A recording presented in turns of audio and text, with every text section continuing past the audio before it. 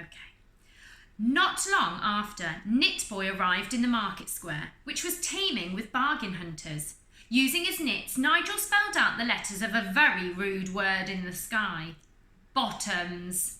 One old lady was so shocked she fainted at the sight. Next, Knit Boy turned his attention to the local toy shop. The supervillain ordered his nits to steal every single item in the store, including the till. The shop owner chased the boy down the street, but he was whacked over the head by the nits with one of his own giant teddy bears. Yet there was still more chaos and destruction to come. Suddenly lights flashed and a siren wailed. The police had been sent to stop Nigel from creating further mayhem. But Knit Boy ordered his nits to attack the police car and they swarmed onto its windscreen. The glass became so thick with nits that the policeman crashed straight into the window of an optician's. Smash! Nothing could stop Knit Boy now. He felt invincible. Soon the whole world would kneel before him. All hail Knit Boy! Later that night, Nigel had put on his pyjamas and was lying in bed. Even supervillains need their sleep. The boy was dreaming up the next day's evil schemes. However, outside in the street stood a throng of townsfolk armed not with flaming torches and pitchforks, as is the tradition with angry mobs, but with an array of combs. Knit Boy had to be robbed of his powers, and there was only one way to do that. They began to chant, "Comb his hair! Comb his hair!" The chant became louder and louder as the mob grew angrier and angrier. Nigel leaped from his bed and peeked out of his window. Looking down, he saw more and more people rushing out of their houses to join the horde. In a swirling whirl of nits, Nigel changed out of his pyjamas to become Knit Boy. He marched outside and approached the mob. With his Wellington boots on and his cape, which was really one of his mum's old skirts, flapping in the wind, Knit Boy felt ready to take on the world. His millions of nits had now multiplied into billions or maybe even trillions. They buzzed around the boy's head, blacking out the scattering of stars in the night sky. "There he is!" shouted someone. "It's Knit Boy! Get him!"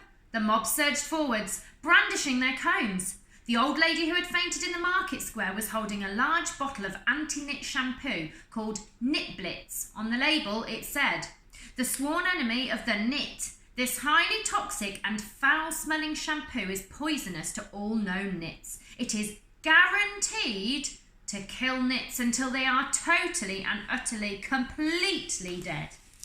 Unable to contain her anger a moment longer, the old lady hurled the bottle at Nigel.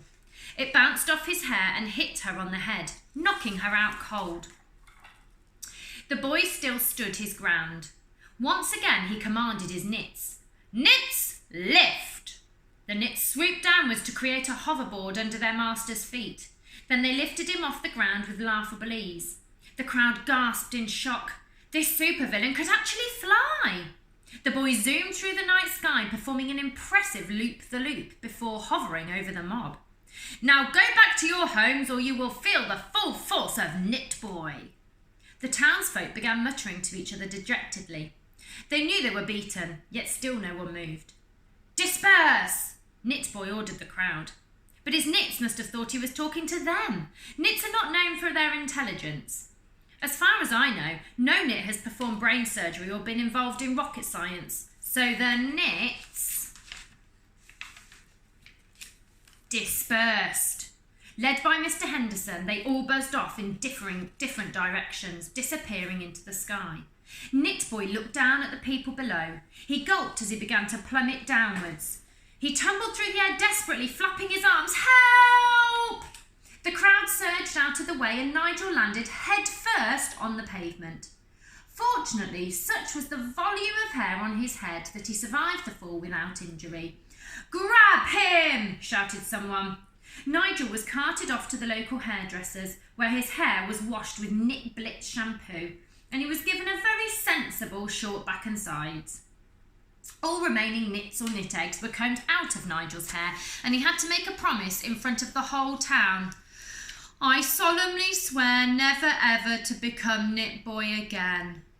You might be surprised to learn that even though he was one of the world's worst children, Nigel kept his promise.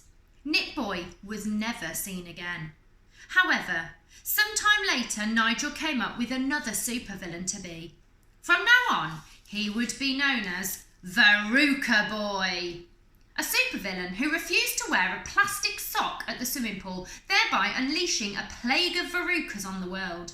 And the best part was that Nigel could reuse the cape that was really his mum's old skirt. And there he is.